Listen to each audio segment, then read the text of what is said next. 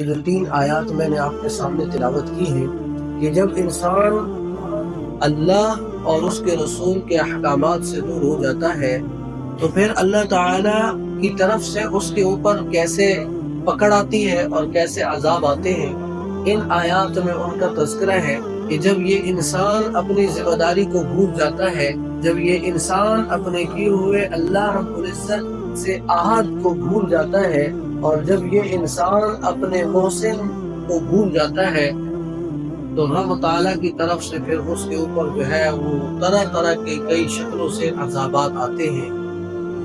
جبکہ یہ انسان سوچتا ہے کہ عذاب میرے اوپر شاید ایک ہی دم آ جائے گا تو یہ اس کو عذاب تصور کرتا ہے، حالانکہ جب اللہ ناراض ہو جاتے ہیں تو اللہ رب العزت عذاب کی کئی شکلیں بتا رہے ہیں اور وہ ہمارے اوپر جو ہے اللہ کی طرف سے نازل ہو جاتی ہے۔